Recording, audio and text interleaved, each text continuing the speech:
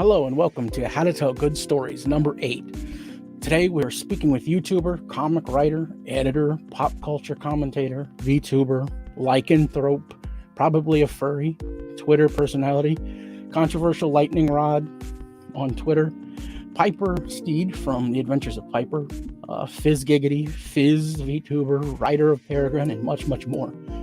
And so we welcome onto the stream the wolf mama herself, Piper.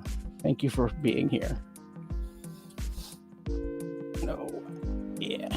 All right, so. Hell of an intro. Yeah, thank you. I actually used to do some radio back in the day, so.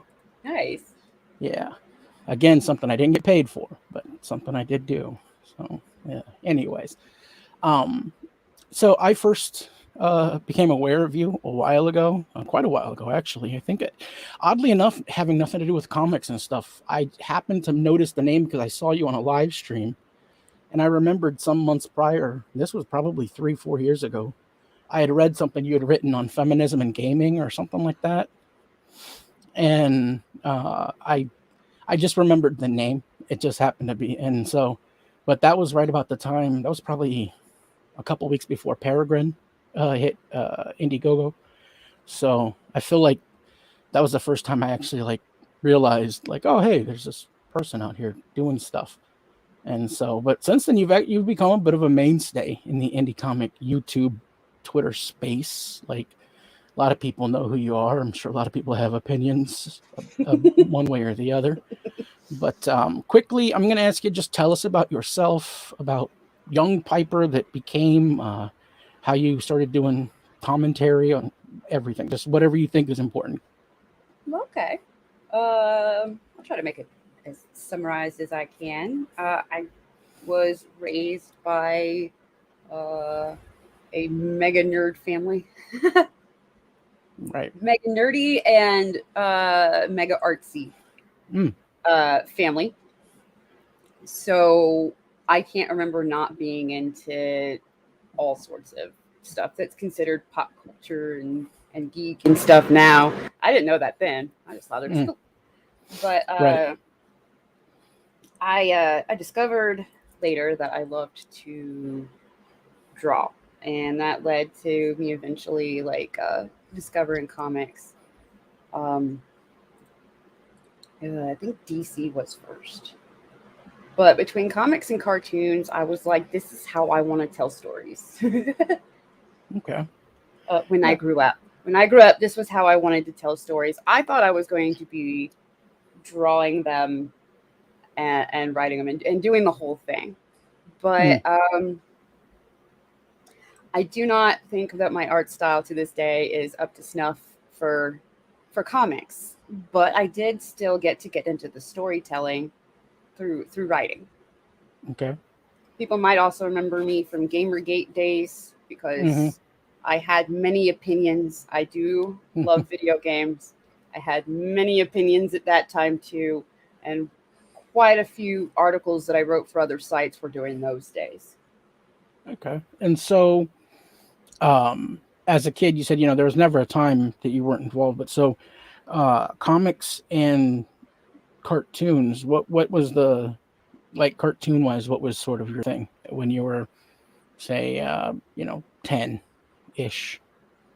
I was all over the place because I remember when I was really little, it was all like the Looney Tunes stuff and Popeye and stuff like that. So for a good chunk, it didn't seem like a storytelling medium to me because it seemed like this many minutes of gags and then we move on to this many minutes of gags, or stories weren't continuing from one episode to another or anything like that. It was actually anime first that introduced me to that concept of actually telling story with your animation outside of Disney movies, but episodic stories and storylines and stuff. And it was just, I stayed up later than usual one night, one summer, and Speed Racer was on there, and it was completely different. So I was just like, what the hell is this? But from there, I branched out. Like, all of a sudden, I was like, well, I just can't go back to just Looney Tunes and shit anymore. Like, now that I've seen this is what I expect from, like, my cartoons. I want my cartoons to tell a story instead of just be funny. Right. I know the first comic cartoon is, I still think, one of the best representations of Superman ever is the original Superman animated Superman. I keep forgetting his name, even though I love this freaking thing. But I keep forgetting his name. But, that's where they were, faster than a speeding bullet, more powerful than a locomotive, able to leap tall buildings in a single bound. Like, I still really do stand by it being one of the better representations of Superman, because he was more of a man in that. Yeah. So you're talking like the Tim Daly Superman from back in the 90s, like 93, 94, the animated series Superman? No, it's older than that. Oh, okay. I'm trying to look it up when I talk. Well, that's fine. Yeah, that's interesting because, like, for me, as far as it was 1940s. Oh, okay, the 40s. Yeah. I used to have those on VHS. Fletcher. Oh, that's why I can't remember his name. I can't pronounce it. Probably. Yeah, those the ones from the 40s, because he was still a man in those. He struggled to do things. He could actually, like, take a hit. You could see him struggle to fight instead of just, I'm Superman. Done. Yeah, well, that was back in the day when he was still he was just a strong man that had special powers. That's I like to point that out to people. If Superman today is ridiculous because he basically is just completely unstoppable, to where that literally there's no reason for him to even have a story anymore, because who really gonna beat him? But when he started out, he was just a carnival sideshow attraction, or vaudeville, like the guys from like Bluto types and stuff like that, where he just picks up the fake dumbbells and throws them around and stuff.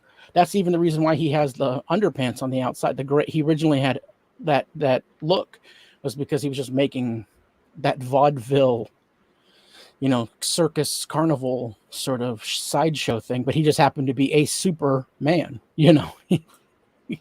It's as soon as they decided that they needed depth and backstory that everything started going wild. I like how the cartoon does it, because the comics, they really quickly go from, oh, okay, to he can do what now? They invented some he's gone through some really weird phases, and some really weird powers that I'm glad only managed to make like one or two comics before we're never talking about that again, that ability ever again. Yeah. Well, I mean, I think, some things, I think humor is funny. And then sometimes I wonder if they really were thinking, like, they were making, if it wasn't tongue in cheek, or did they really think that it was a good idea? Because especially, like, that pink kryptonite had to be, they were laughing forever about that, right? I mean, they were just laughing. Yeah. There was also a lot of cocaine, I'm pretty sure. Yeah. But so going with like anime and stuff, after you had sort of got into that, were you one of those that just started trying to consume as much of that as possible, or was it just what was on TV? It was what you watched? For a good while, it was what was on TV, because that's all I had access to. As soon as I was able to have access to more, especially like in school, meeting people that liked the same stuff, it was a lot easier to get exposed to all sorts of stuff. And there was a lot of anime, but even what was on TV, like the 80s ish X-Men cartoon. Yeah. I thought that was cool as hell. I had seen that before I had gotten a hold of an X-Men comic. Mm-hmm. I knew about DC. Right. It was actually probably that cartoon that made me go, "Oh, Marvel's over here. What are they doing?" Right. Yeah, I didn't really understand the DC Marvel thing when I was really young. I got into that real young, and I didn't really understand the idea because I kind of thought like every character would probably be released by its own company for some reason in my head. So like the first thing I ever got introduced to was Spider-Man, and it was Todd McFarlane's Spider-Man when they made the special like adjectiveless just Spider-Man for Todd McFarlane. That was the first Nice. time I got into it. And it's weird because I didn't get to see any of the covers because I always like to point out that I was so poor that at our comic shop, when you'd go in, there would be a bin there and they were coverless comics where the guy rips the covers off and sends them back to Marvel to get his money back for not selling them because they were 2 months old. Oh. But then he would just put them in a bin and you could take any three of them you wanted for $1. And Oh, so cool. like I have no idea. Like people will say, "Oh, you what? Yeah, I read Spider-Man 15 by Eric Larson. What do you remember the? I have never seen the cover. Like I have no idea what the cover looks like because I've never seen it. So, but that was sort of like how I got in with Spider-Man, and then I went in right about that time. Chris Claremont was doing X-Men, and I got into X-Men for that. And that was probably a couple years, and those were the only things. So again, I was poor, so I was like one comic. That was my one comic, and then from there I started like doing things to make money on the side so that I could buy comics. And I would go to our place, and our comic shop, the guy was obsessed with indie comics. Like he hated mainstream, he loved indie. So he would have I mean, we're talking you could probably get a comic in there if you photocopied it on a Xerox and just stapled it together and gave it to him, he'd probably sell it for Damn. you. Like anything. So like I was reading like, American Splendor from Picar and all kinds of stuff. And again, I was young, like 9 or 10, reading stuff that I never should have read at that age. And then I was actually playing at a friend's, and I was playing hide and seek, and I was in his basement, hiding under these boxes, under the steps, and I found a stash of 1930s and 1940s era comics. And it was like they were horrible condition. Some of them you could barely read, but it was like issues like 35 of Detective Comics all the way through like issue 80 or something. Oh Like shoot. the original Batman run. And this guy it was my friend's grandfather who got him back when he was back in World War II, when he was in the army in World War II and everything. And one of the things he loved was Detective and pulp and that whole thing. So I read just tons and tons of pulp magazines and pulp fiction and Crime Doesn't Pay magazine and Crimes of Women magazine. And so that's what, like, when I think of comics, I think of like really easy, simple, and for lack of a better term, cheesy storylines. Like if you can't follow the storyline, it probably is too much for a comic. Is what I think. Like it's if at any point you're going, hey, wait a second, what happened? It's probably too much for a comic. And that could just be me, but I mean that's sort of where I come from with it. So when it comes to writing, when did you start writing? Were you always a storyteller and you decided to start writing it down, or how did that come about? Yeah. That really nails it. One thing that I had a few friends that liked doing this. Sometimes we just liked, maybe sitting on some swings at a park, or just taking a walk around the neighborhood, or sitting at a fire when we got a little older. Mm-hmm. We would like just doing, like, it would always start off, what if? Like, Mm-hmm. and from there, we would both just chat and spin a story and spin a world and this and that. And man, wouldn't that be neat? But that's kind of how it would end. Sometimes, I would get excited and I would draw whatever characters we made up. crappily. I'd crappy draw them, but I would draw whatever characters we came up with. And then look back on them fondly and remember the cool adventures and stories and this and that we made up for them. But Right. as we grew, like the stories became more in depth and started growing to the point where I first started making attempts to write them, and I would notice, I would just open up like I want to say Word, but whatever, something on the computer. Notepad, right? Yeah, Right, like anything.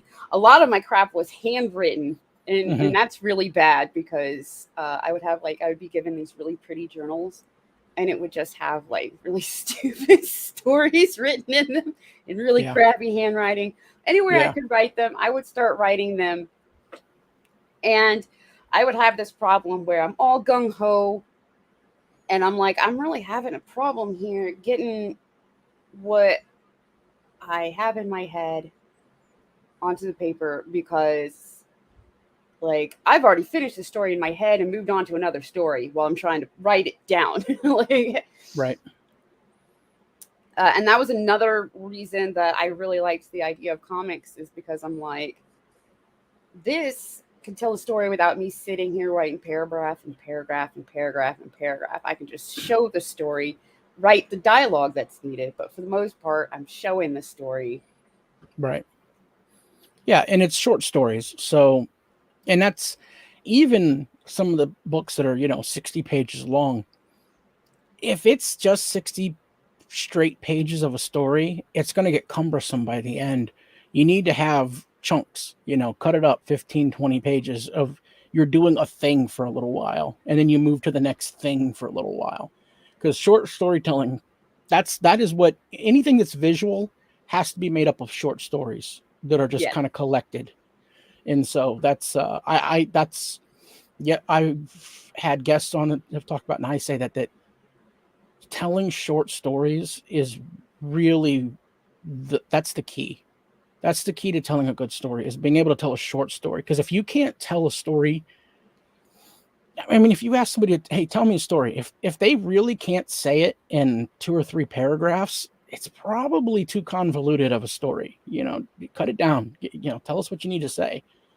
And so, I think short stories and the shortness of comics really lends itself to being able to get really good ideas out, but just get them out in their most, and because they're so simple, you can polish them up and they can actually be prettier. They can be a better story because they're so short. So, because that's what Stephen King, I've thought that I think Stephen King should limit himself to like 80,000 words, because after he gets to about his normal, which is probably 150,000 or something, once he gets to about 100,000 words, he's completely lost it. The last 3 chapters of his book are like, every single book is like, oh my gosh, what the heck? Like It is one of those stories where reading it when I was a kid, and again, I read it way too young. I was like 11 or 12. And I read it, and it was like, I was like, this is the greatest thing ever written by any human being ever. It's so amazing. I can't believe it's disgusting in all the right ways. And, and then all of a sudden it's like, it goes a little further, and it's like, okay, yeah, this weird child gangbang thing is odd, but okay, keep going. And then you're like, wait a sec. So he's an alien? He's what? So he's like, what? It's connected to some cult? What? Like, you're just like, I thought this was great book. Like it took me forever just to finish the book because it got horrible for the last 5 chapters. I'm like, oh my goodness. So yeah, there's a lot of storytellers that just completely lose the plot once they get past. Funny enough, I didn't read it first. It was but when I was 9, the movie. The television 2-part series. Yeah. Was on the TV. That my parents left on. Yeah. And that started my horror movie kick. Yeah. Well, that's really great because that's one of those ones that I'm not a big fan of horror because I think most horror is so bad. And so not bad as in like a moral thing, but just bad as in just it's literally just hey, they cut their hand off. Why? Just because. Oh, okay. Yeah, Like I'm picky. I am picky. It either needs to be so bad it's funny, right. or it needs to be like a psychological kind of like Right. making you think. And especially that the way they did the television series, the first like 3 hours are spectacular. I mean, they're incredibly. It's everything that every child would be scared of. Like Mm-hmm. being around creepy adults and blood and there's all kinds of different things like that. Clowns and sewers. Awesome. Yeah, I that was never an had to awesome. finish it either. Like eventually, I think it was. Eventually, my mom realized that I was just sitting there eating it up. Man, I was sitting there watching it, like, oh, this is cool. She eventually ran in there and turned it off and yelled at me, even though she's the one that left it on. So I had to get a little older so I could watch it again later. But it kicked off like this fascination, like, damn, there's stuff like this out here. Right. So for you writing wise, is there a genre or even just in general a theme that you prefer to write in? And is it the same that you actually prefer to read in as well? I read a huge variety. Okay. I'm pretty open in what I'll consume. Um, there's some stuff that you might have to talk up a little bit to get me into it. A lot of like military stuff, unless it's definitely like a sci-fi or a fantasy military thing. But if it's like Mhm. military stuff, uh, I get burnt out real fast. Um, although I do like stuff based on like historic military stuff. So Yeah, it's I more get like yeah. just regular modern military stuff. I'm like, this is probably really awesome to people that are specifically into this right now, Yeah. and Well, this might be awesome to me later, but it's not right now. right. Well, period pieces. It's one of the things where I mean, if it's Civil War or something, the war is more of a background element. Even if it is them fighting, it's more of a background element. It's more of a character than it is an actual, Yeah. genre. But so when you write, what is like, um, I've noticed, because Peregrine is a pretty classic capes story. I've seen that you have the Rift Writers thing going, and that feels like a pretty like alien capes sort of thing. It's Is that what it you prefer, or is that just what you get roped into? um I mean that's a good way to put it, but no, sci-fi is definitely something that I like Mhm. uh dreaming up to write about. I have another one that maybe I'll do eventually when I get the guts to do a completely solo book. Mm.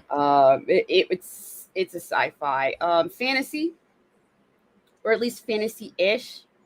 Um, I think my absolute favorite things are when you do interesting mixes. Right.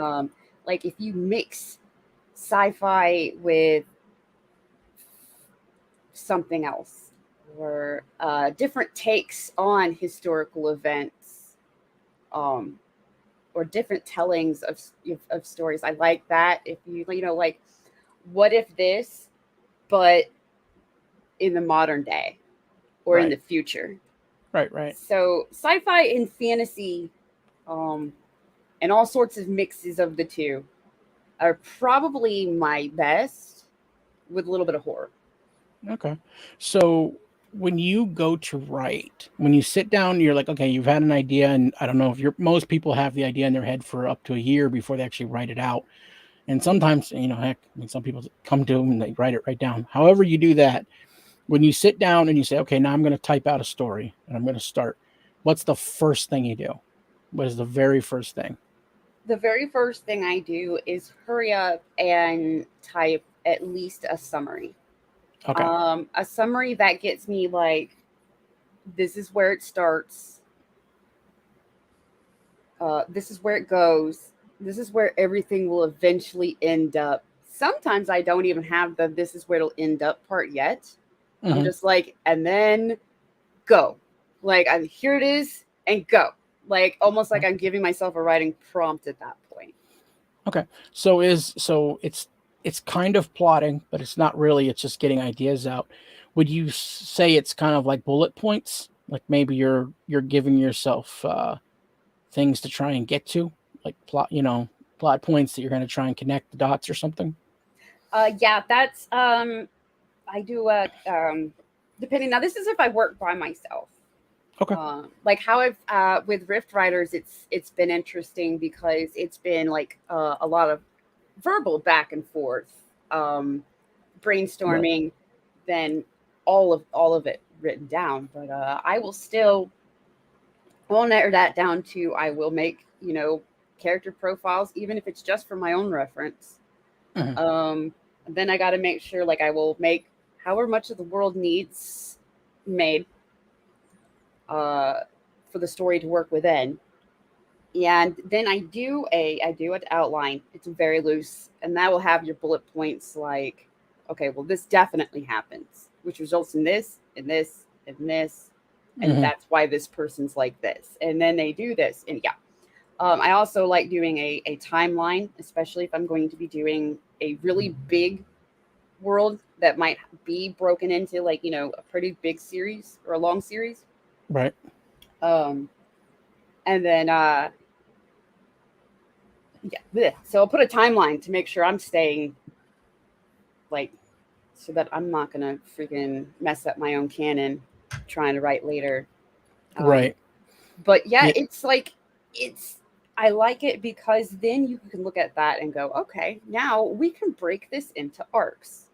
Mm-hmm. And we can break this arc into individual stories. Right. Right. I always think of them as scenes within. I think of, in my mind, it takes 3 scenes to make up an arc at the minimum, because you have to. Again, it's sort of that you have to. What's the purpose of the arc, or what starts that arc? Then you have to have something in the middle to sort of build it up and at least give you a reason for it to be important. So, like the first one is your inciting incident, more pretty much a 3-act, but I do the 3-act actually down small to scenes where it's like, okay, I'm going to try and write for comics. Let's say I'm going to write 48 pages. And so I'm going to give myself 12 pages to write this first arc. And I'm going to try and say, I have 4 pages to make this happen. And I have, 6 pages to make this happen and 2 pages to wrap it up and and move into the next arc. And so that's pretty much how I like, and I think of it again, like 3 parts. And then I just of a bigger story. Oh yeah. So. You breaking it down, per issue. Generally, when I say arc, is like if I need however many issues to mm-hmm. tell an overarching story, mm-hmm. but I do rather each issue have some kind of conclusion. Right. Oh yeah, absolutely. Yeah. Like every issue still needs its beginning, middle, end, and it still needs to accomplish what you need to mm-hmm. accomplish within one story, within one issue. Definitely, for sure. Yeah, there needs to be some sort of thing. Down, sorry. Oh, I'm sorry. Go ahead. No, I was just saying, every story needs to have some form of a conclusion, even if it's very open. It has to have something. Because I was talking with Kimosabe the other day, and he said that he gets so frustrated with so many stories now that it basically just ends, and it's like, okay, so nothing. And it's like, well, there's a sequel. I know there's a sequel, but give me some, like. Yeah. So yeah, I think like cliffhangers you can do when you're dropping stuff like at least monthly. Mm-hmm. You can do straight up cliffhangers, but with crowdfunded comics, doing a cliffhanger really just feels like shit. Like you want a conclusion to at least something that happened in this comic. So like Peregrine, it's been floating around for now. Like there's very obviously like an overarching stuff's just getting started. However, within that stuff's just getting started book, there's still a conflict that gets resolved. Right. So you get that, okay, I read a story and it concluded in this, but also we're obviously just getting started. Right. Yeah, absolutely. And that's yeah, that's definitely a good way to do it. That especially with, I think one of the lost arts is allowing yourself to include things in the story that right now they don't really have a conclusion. They're just there to fill out the story. And in the future, you can kind of maybe go back and say, okay, now I'm going to explain that for a second.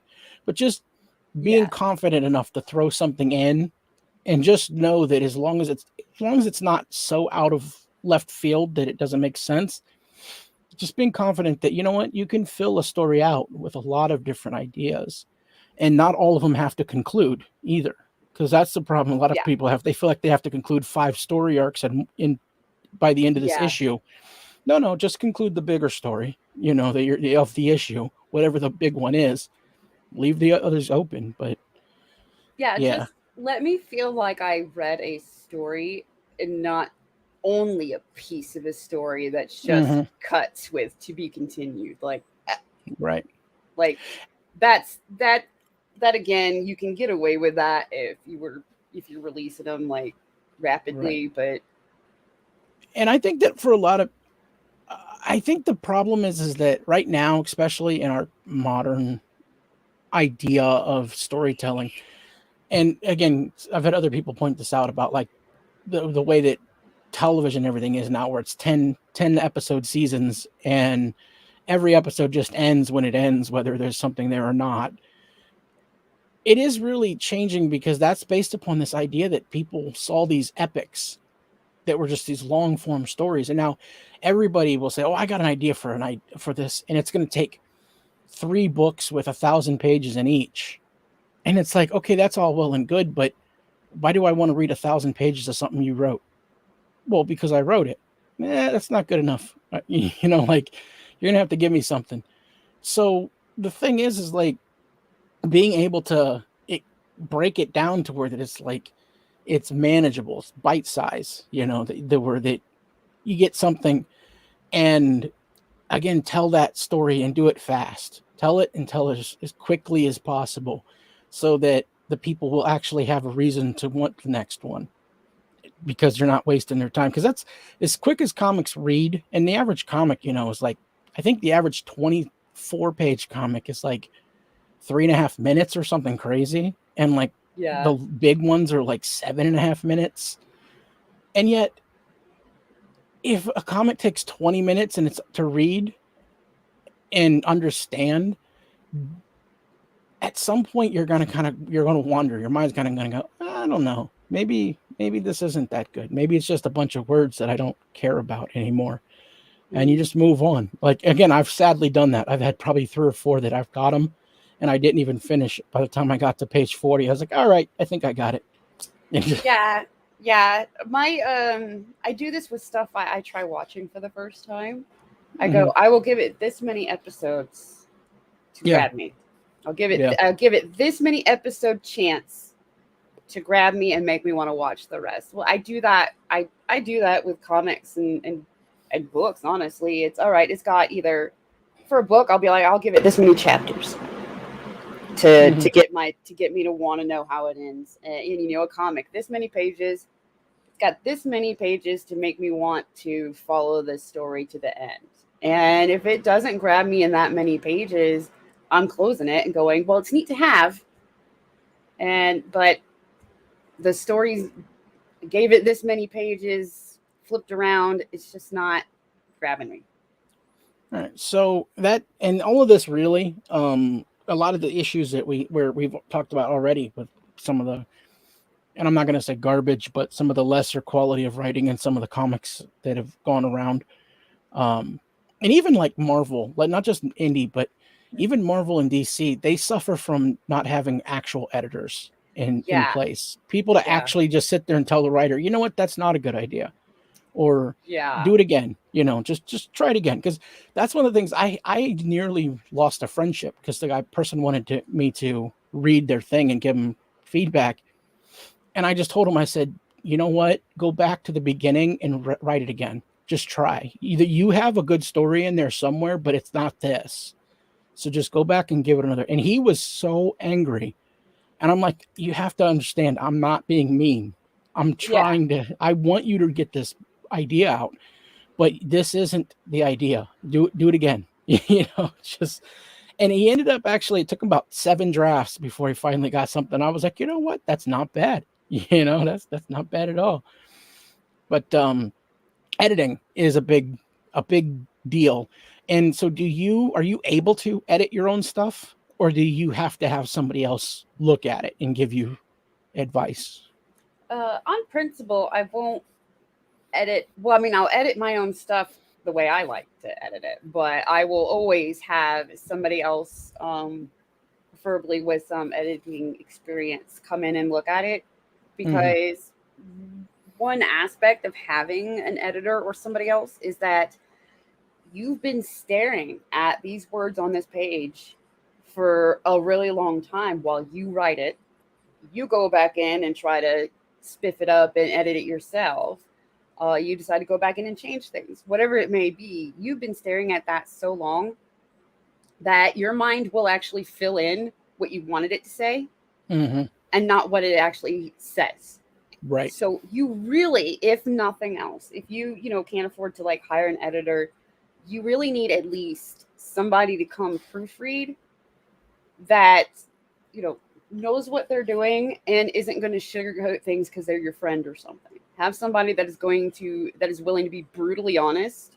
Read your stuff, because you're going to think it's amazing. You're going to think it says what you think it says. They're going to come and go, you realize that that's not actually what you did here. Right. And it's heartbreaking, especially even, I can't say I was going to say first few times, it's still heartbreaking after you've written, like I've written a lot of stuff. Some of it I don't even send out to be edited, just because I know that after I get done, I was like, okay, that was just for me. I'm going to put that aside now. Nobody else needs to ever see that. But it's heartbreaking when somebody says, okay, I didn't understand this. Why did it happen? And you're like, what? Like that is the most obvious plot point in the whole thing. And they don't get it. And it's really heartbreaking. But it's something that has to happen, because like you said, you're exactly right on there. Is it because you know what it's supposed to be? You can't see it. You can't see the blind spot or the hole in it. Yeah. And so, yeah, I always suggest to people, especially there are people out there that, there are people out there that aren't well connected. Go to your library or something and ask, do they have a writing group? And if they do, go join it and just be like, hey, because believe me, these people most of the time if they don't know you, they'll give you advice, man. They're not going to try and protect you. And the thing is, though, is they're all doing it with each other as well, as far as the editing and trying to work it out. So you're actually going to be essentially crowdsourcing ideas, because they're going to be giving you stuff other people told them. So even if that's what you have to do, go find a writing, heck, Facebook, go find a writing group, on Facebook, post a few things. Facebook is going to be so toxic. I don't know about that. Again, it's one of the things when you're first starting out, you need whatever you can get, because one of the most important things I feel about writing is not what you should write. It's what you should avoid.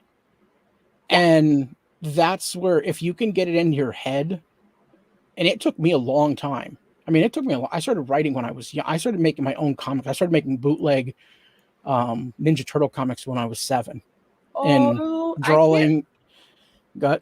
I'm sorry. No. I was like, I remember when I was doing that, and I thought that I had invented Superdog until I found out that Superdog already was a thing. I was so pissed. Yeah. I was writing Superdog. No, I knew I was breaking the law, man. I was breaking intellectual property. I knew that, but I was just like, I don't care. I'm taking it down and having it Xeroxed and folding it over and putting a paper, putting a staple in there, and I'm selling them for 5 cents to people, or giving them for free if the person doesn't have 5 cents. So I've been doing it for years. And then I started writing actual full-length novels when I was 13.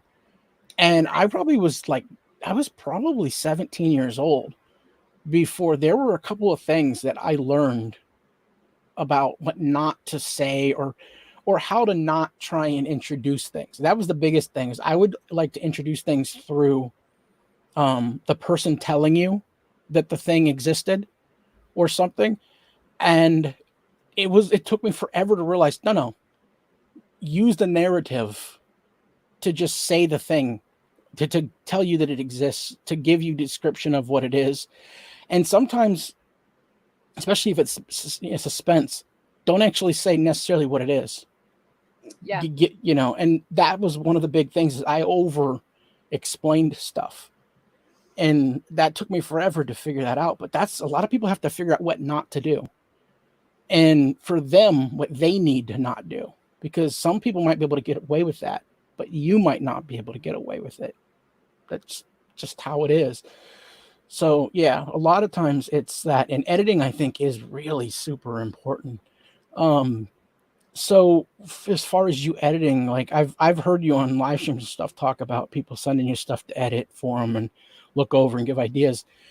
How did that come about? Was it literally just that someone said, "Hey, look at this once," to you, or was it something that you offered? Was it your idea? How did that come about, being editing other people's stuff? It actually started out while I was before Peregrine, but still during Comicscape, when I was finishing up school. At that point, as electives, I was taking a bunch of creative writing classes, which turned into me. Um, Basically, the instructors just asked me if I would help the other students in the class, Mm-hmm. and that ended up more fun than I thought it would be. Right. And also trying to like signing up to tutor English had me editing and helping with a lot of research papers, especially like in their library. And it kind of started there. And it spread from that to this one person at the school coming up to me saying it's basically like I'm working on a novel, and I was told that you're the person to talk to. And I was like, about what? And he was like, can you read what I have so far and tell me how to fix it before I go any further? He's like, because I know something's not right. I tell you what, I'm glad it wasn't the entire novel, because while I love reading books, my attention span kind of goes the same way, where I can't write a full length novel. The longest I can write is like novella. Right.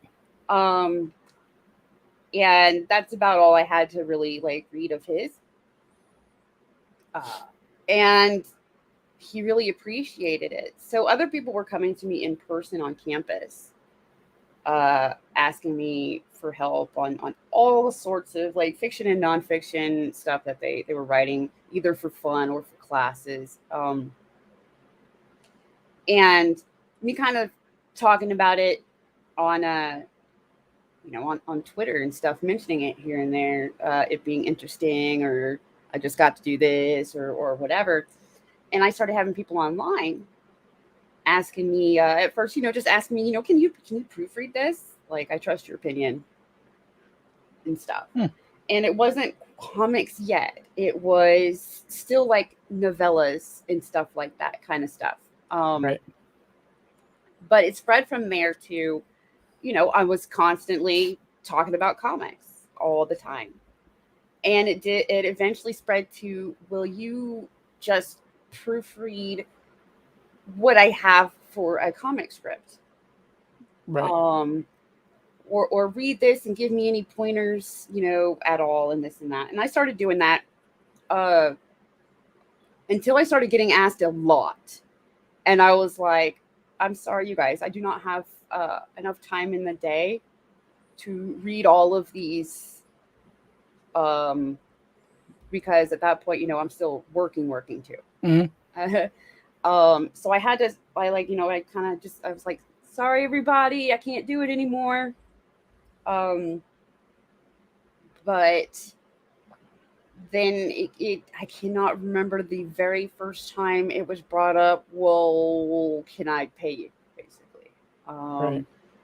And I was like, well, at that point, instead of just proofreading, like, I'll actually like be an editor and go through here. Right. What, and it just started spreading from there, like word of mouth. Piper's a great editor, or I liked working with Piper and this and that. Just kind of spread, and it got to the point where I have the time of day now because I'm getting paid, which means I don't have to go anywhere else to earn money. Yeah. So it's been really cool, and it's been extremely rewarding. Like, not only am I helping other people like achieve, their goals or their dreams, but I'm getting to see, a lot of times brand new creators, and I don't just go through there and then go, I fixed it. No. Right. I go, like, unless it's like, some kind of spelling grammar thing that's been missed, little crap, I'll just fix it. But generally what I try to do is teach the person how to improve their writing. And that way, I've had some go, I'm so sorry, like, I'm so sorry it sucks, or this or that. And I'm like, no. Look, as long as you can put up with criticism. Yeah. And you don't just throw out everything toss everything I'm telling you. You're going to need less drafts the more you do this.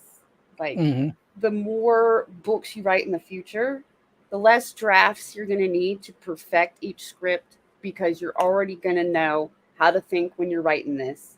Because I'm telling you right now, like, I'm not telling you this is wrong. I'm telling you this is why this doesn't work.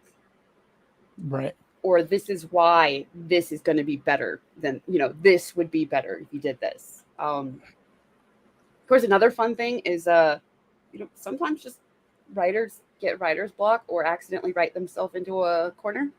Yeah. And it's a lot of fun brainstorming, I'm playing with their characters now in their sandbox and going, well, what if this one did this instead? Then you wouldn't be stuck. Like, that part's a lot of fun. Oh yeah, absolutely. That's probably my favorite thing. Whenever somebody asks me to read something of theirs, and a lot of times I have friends that they don't necessarily want me to edit. They just want me to read it and just say, just give some light ideas of my thoughts or impressions. And I'll do that. I try to make sure that I'm just giving them like my impression of what's going on. But that's the greatest thing in the world for me, is to see these characters aren't developed yet, but I see where he's going with it. And, in my head, making up ideas for his character. So, yeah, that's awesome. It looks like I've been looking off to like the other side from you, like looking away from you this whole time. Okay. No, that's okay. Believe me. Yeah, that's fine. It'll actually make sense here in a second, because we're getting ready to start. Oh, nice. Move back over here. Yeah. We're getting. I say, don't move, because it's gonna make sense, because we're gonna do some shilling for a moment. So, speaking of multiple writers and stuff, Luke Stone and John Dillard are essentially they're creatives in their own right. They're able to write and do stuff. So tell me about what the story is for Rift writers, and then just tell me about working with Luke and John Dillard. Oh yeah, sure. Actually, I'll first tell you about working with Luke, actually, because I started off as his editor on his hybrid books. Oh, okay. He did get really sick with COVID and was in the hospital for a while. When he first started getting sick, he got to the point where one of the books he sent me, like, part of his script, and then the rest of it was like, and then this is what I want to happen, and this is what, and he goes, hey, can you help me? I'm really sick, so I can't focus. I can't sit up and I can't focus to actually write the rest of the script. Only been able to kind of hurry up and type where it needs to go.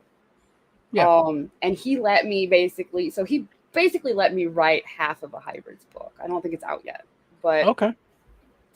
He let me write half of a hybrids book, and I was like, all right, I hope I did a good job. And he liked it a lot.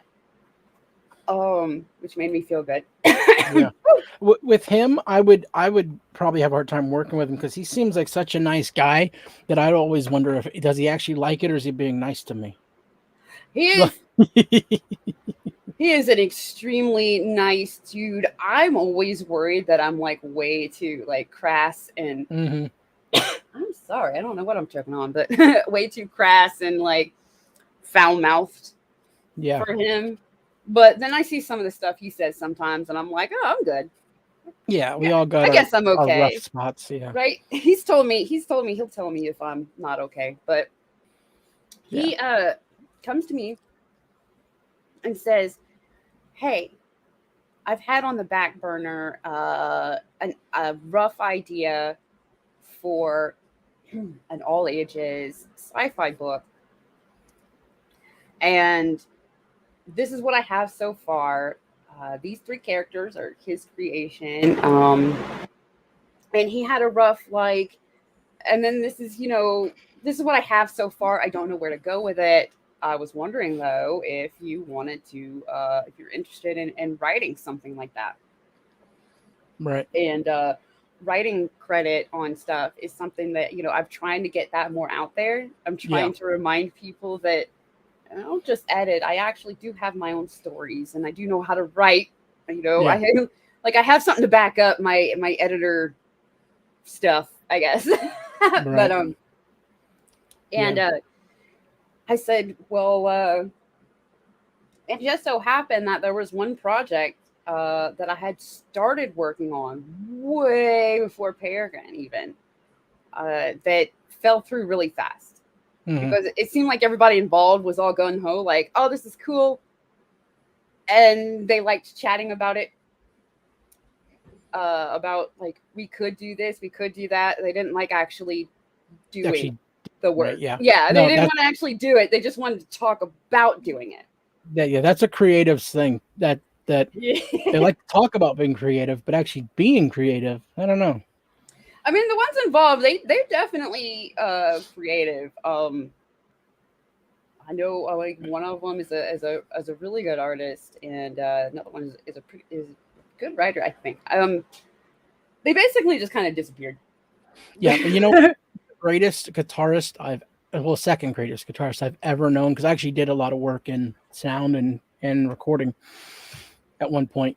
The second greatest guitarist I've ever heard personally in my own, actually sat and recorded something they did, who has literally had like major groups ask, like, would you come with us on our tour of the States and stuff like that, has never been able to actually achieve success, become a solid studio musician, or actually engage in a tour because he's just so flaky that he is one of the greatest you've ever pick up a guitar, but he can't show up on Tuesday at 5. It's like, or if you say, okay, but you have one, write a riff and get it into us by midnight this time, he's never going to hit up any deadlines or anything. And so that's just some of the most talented people in the world. Unfortunately, like you said, they disappear at some point because it's just hard to actually follow through. Yeah. And so I thought my part of that, and it was a sci-fi story that involved some time travel, and in certain things. And I was like, well, I had created a complete character for it. I was going to work on some other ones, but until I was like, okay, I don't think we're doing this. I'm going to stop putting effort into this because nobody else is. But he described basically what he had in his head, and I was like, dude, part of what I was working on, like my part of what I was working on is similar and had this going on for it. And it was supposed to go in this direction. And he loved it. My character will eventually be in one of these. She hasn't appeared yet, but now you know it's a she. Well, it's an it. But and the only thing I really had to adjust was the sci-fi thing that I was working on was not quite as family friendly. Yeah. So all I had to do was get rid of the parts that weren't, like in my head of my idea, keep the parts that are useful for this, Yeah. combine them with his parts. We did tons of brainstorming, and I was, and tons of, well, what if it goes from this to this? But also, since they can do things, it doesn't have to be super linear. There can be the big arc that'll eventually come to an end, but there'll also be adventures in between. It's gonna be pretty cool. And he was like, yeah, well, what do you think about writing that? And I was like, yes, I get to write a whole full script. Right. Yeah, that's awesome. And get credit. Yeah. And actually get credit. And so then it took a bit of hunting around before deciding on an artist to definitely stick with the book. Right. So with John Dillard, I mean, his style, it just seems even slightly different than his normal style. If nothing else, I mean, he has sort of a playful style always in everything he does, but he's goes a lot of edgy on things and stuff like that. And so, and again, he's a storyteller as well. He's really good. His art tells a story. You could take the balloons off and tell a story with just his art. So, that's to me, it feels like you got 3 writers working on this. So when I actually saw that, I was like, you know what? I'm like, that's, it could either be a case in my head. I thought it could either be a case of too many, chefs in the kitchen, or it could be something that's really good, because, to have somebody like John Dillard working on it, I have a feeling that, that the art is going to tell a story deeper, like, honestly, it's kind of like, and I hate to go this direction with the thing, but if you've ever heard Jeff Johns talk about Ethan Van Sciver, and he said, like, that his art tells stories that aren't even in the script. And that's the same thing of John Dillard. Like I said, he's really good, just a really good guy. So I was actually surprised when I saw it. I was like, what the heck? I was like, that's well, what's really what makes it even more interesting is, most know John from his own book, The Buckler. Yep. And so usually your mind goes specifically to that style too. Mm-hmm. We had him try out. Like, I wanted. Oh yeah. Which and he passed. So yeah. Well. And the colors still might tweak slightly. We've had colorists try out, so I don't think we have a name on the campaign or anything like that for the colors just yet. So what you have here is, a rough, like, this is what we're going for here. Yeah. These pages are done. They've also been colored a couple times, I think. But Luke also is an artist and writer. So he draws his hybrids. And then, although I don't have any books under my belt, I am still artist. Too. So we've got 3 people with same or similar skill set on this book, and I'm like, there's just like, I think there's just no way that the art can be wrong. Like, it can go wrong. The only thing that can go wrong is my script, and I'm pretty confident in it. I really like that so far. Like, Dillard definitely knows exactly what I'm going for in my panel descriptions in the script. He's nailed it. Yeah. So, give me the elevator pitch. You got 25, 30 seconds to just give me what it's about. Because looking at it myself, honestly, in my head, I think of like Lost in Space, but with time travel is what it feels like to me. But give me the elevator pitch. Give me 30 seconds. It really is a little bit What's of that. The story? So the story is, you do have a ragtag group of technically time travelers, but they're time dimension travelers that go through the rifts in between to get where they want to go. all brought together for different reasons. Um, and they accidentally discover that there's something that can apparently just replace points in time and dimensions. That they're disappearing.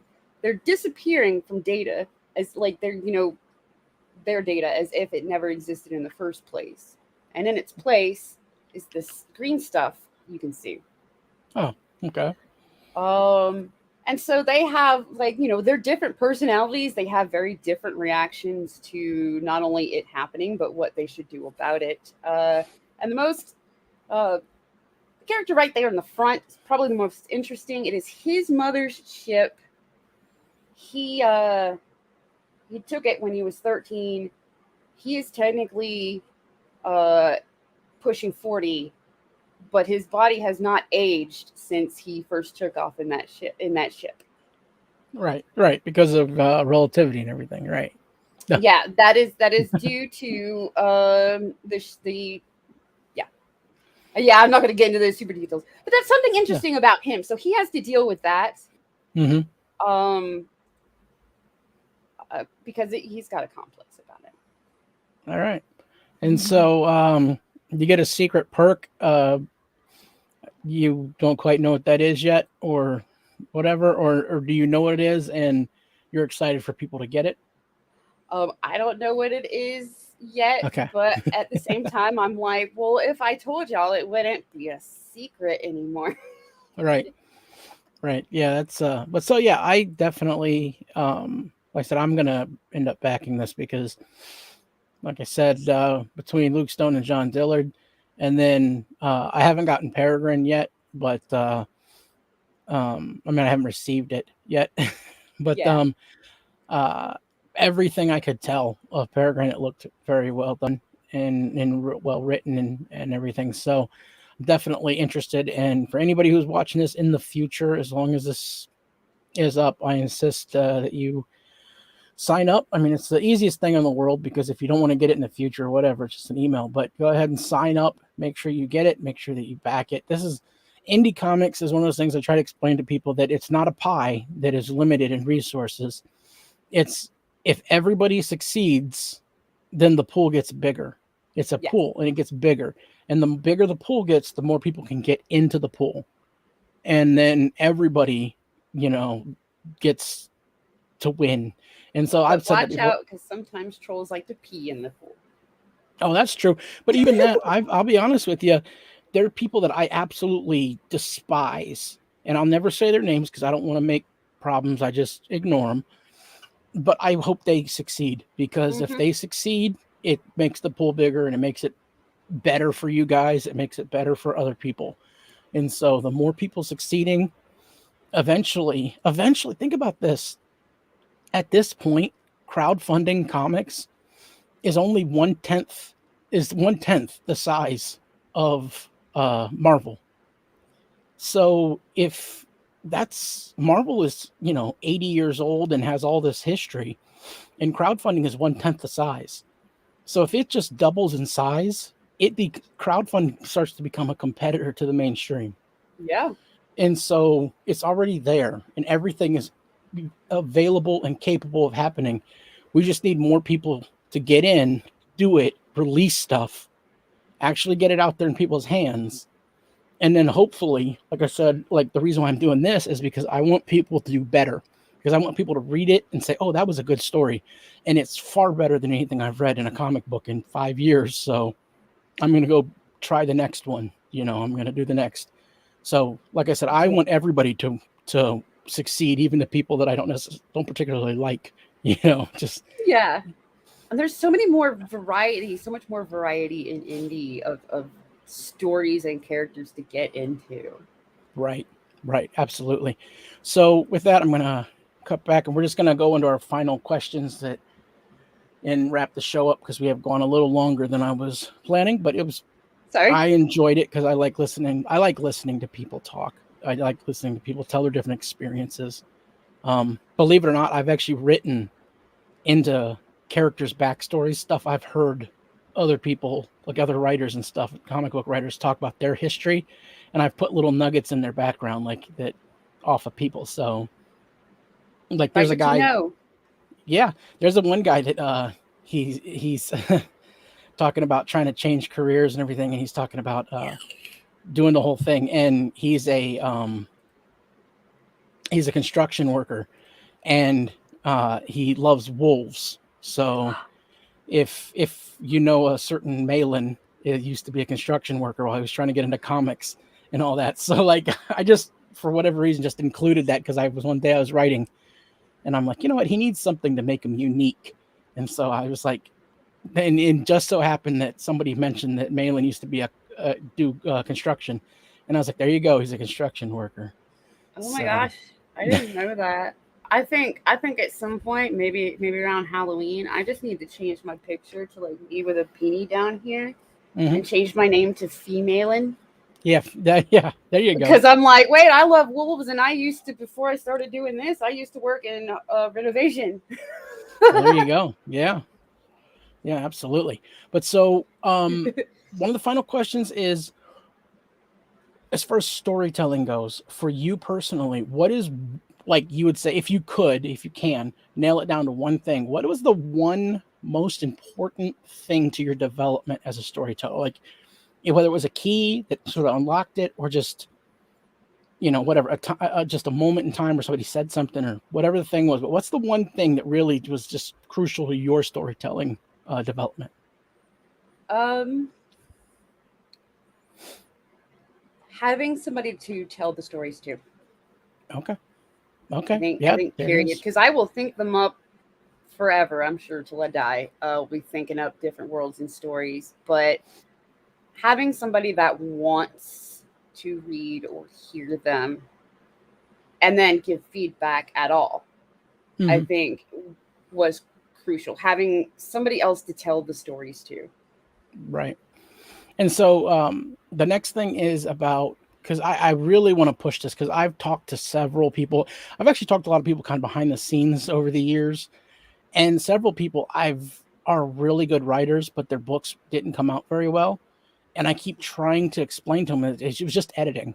They just needed one person to kind of sit there and say, these couple of pages just need to go. They just and just cut them out. Don't even, just cut them, and you won't even miss them. You won't even tell. And they literally were just like, I don't care, they have to be in there because I wrote them. And I'm like, that's not, I mean, you can't write just for yourself. You have to write what's good. And I honestly, sure enough, when people were reviewing his comic, everybody kept pointing to these couple of pages and saying, it just gets so long here and it needed to be tightened up, over and over again. And we talked about it, and he still told me, even with their review, he would keep them in. Even if they had said that to him before he published it, he would still keep them in. And I'm just like, that's not good. So criticism doesn't have to be a bad thing, is what I try to get to people, and why accepting criticism is vital. What is, for either it's a young writer, especially young people, because young people get their feelings hurt really easy when you're talking to them. What is the one thing you would say to help make the case for why, whether it's an editor or it's just receiving criticism openly, what is the one thing you would say to them to, like, try and say, you know what, just try to, don't take it to heart, but try to learn from it? Like, what's one thing you would give a piece of advice on how to apply criticism? My piece of advice would be, if you're putting your work out there, then you're putting it out there for somebody else to consume, so you need to listen to the people that you're putting it out there for.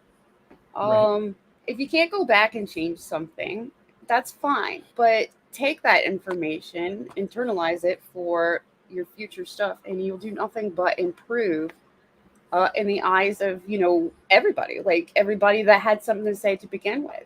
That doesn't mean you have to take every single nitpick, but it does mean if you have multiple people telling you the same thing and they're not being nasty, because obviously you're going to have random people just go, this sucks. And you don't worry about that. Do worry about, I liked this, but didn't like this. people that are actually discussing for real your work. Listen to that. Listen to, when you're getting praise, don't just sit there and soak up praise. Pay attention to exactly what people are praising. Yep. And listen to exactly what people are criticizing. Yep. And use that, and you'll do nothing but improve, be it a comic, a book, even drawing, whatever. You'll do nothing but improve, and the people you're trying to market to should take notice. They'll notice that, hey, my opinion actually matters to this person. Right. Instead of, doing what the mainstream's doing and saying, no, you all are just, you don't like it because you're racist and block bot you. Like, don't do that. Do the opposite of that. Yeah. And don't take it personal. It might feel like, because it comes out of your thought, it might feel like a part of you, but it really isn't. Once it's out, it's in the world, and it's its own thing now. Yeah. Again, it's a product once it's out there. Right. And that's, and I said it actually just last night, but I've told other people this because I know Kevin Smith now is kind of a putz and kind of becoming a meme of himself. He's the exact opposite of what he used to champion.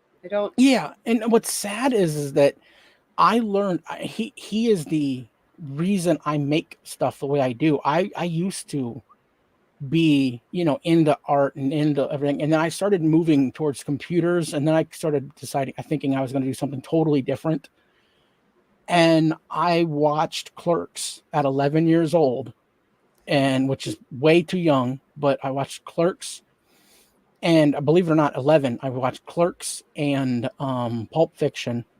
Oh, shoot. And I was just like, I want to make media. I want to make art. I want to make movies, television, comics, whatever. I don't care what it is. I want to make it now. And I started listening to every interview he gave and everything he ever said. And one thing he was commenting on was he was talking about the fact that the movie Mallrats is actually, like, they recorded almost an hour and a half more than what made it in the movie. Because as he was making it, he was deciding to change things. And then he said, listen, he goes, you have to, and he used the term killing your baby.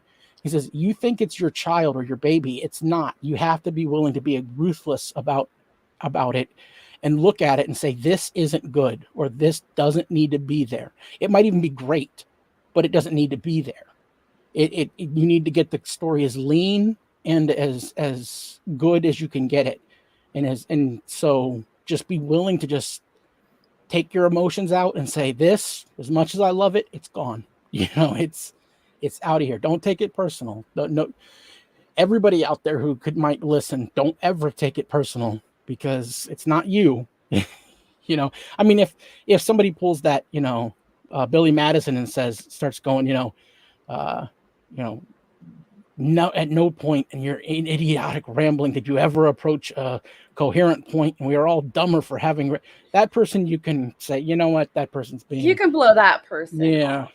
That's internalize the useful information, even if it's negative feedback. Don't internalize if they're trying to pose it as an attack on you. Right. Because if their problem is with the book, that's what they should, be focusing on, not the person behind the book. Right. And again, and my thing too is also, I tell people, listen to things that people you may not even say, because oddly enough, even the devil has a point when he, even the devil can have a point, he's like, did this really happen? And it's like, well, you know what? He's asking the question blasphemously, but you know what? He has a point, so listen, at least give it a listen before you throw it off. But so for you with the Rift Riders and all that, do you have an idea of when the book is going to go live, the campaign yet, or are you just collecting signatures for the foreseeable future?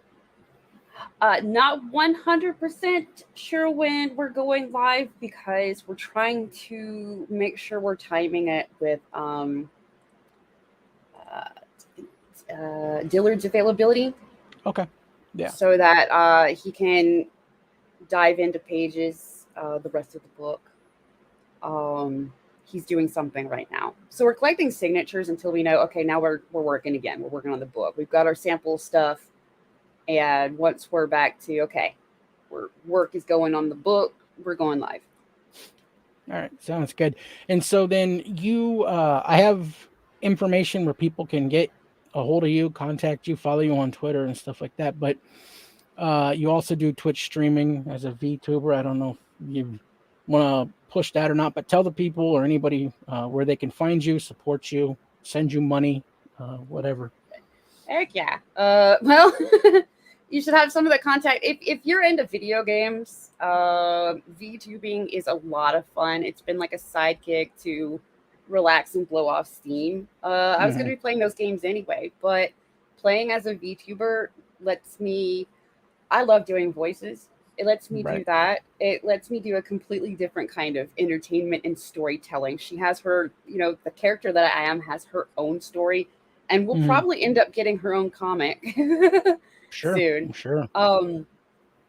And it's just, man, it's a lot of fun. It gets all the other ideas in my head out of my system through her by being a character. And gets to show off other things I can do because I love to sing. I like voice acting. I suck at video games, but I'm entertaining, I promise. Yeah. I suck in a funny way. So there you go. Yeah, sometimes it's just as much fun to not succeed as it is to succeed. So yeah, so for with that, that's the end of our live stream. So everybody out there, if you, like I said, if you get a moment, stop by and give a subscribe to Adventures of Piper on YouTube. Check her out on Twitter at Piper's Adventures, Piper's Adventure. No S at the Adventures, Piper's Adventure. And just like I said, man, throw money her way because every little bit helps. And so with that, I thank our guest, Piper Steed, Fizz Giggity, for coming out and giving her views and advice on telling good stories. And I want to thank anybody who's watching this, whether you're watching it now, watching it in the future, anything like that. I want to encourage you to write, tell stories, start just, flip on YouTube and just tell a short story if you have to. That's writing. You make it up, continue to do it. The more people that get to do it, and you don't write for money, write because it's fun. Tell a story because it's fun. Do it because you get to and other people's shoes and experience life totally different, and not just in your own head, but you get to share it with other people. And so I thank you for watching the Comic Nomad channel. And as far as us goes, yeah, like, comment, subscribe, do all the YouTube things, tell your friends, share it out. Right now YouTube is going through some stuff, so who knows what's good and what's bad on how you do it. So if you liked it, leave a comment and a like. If you hated it, I'm asking you, please, if you hated it, give it a down vote and tell me how much I suck. And the meaner the comment is, I promise I will reply, and I might even star it and pin the comment if that's the case. So get those mean comments in there too, because I read them all. I take everything. I do take criticism, and I don't take any of it personal. So with that, I'm the Comic Nomad, the Christian Nomad. I thank you for watching, and God bless.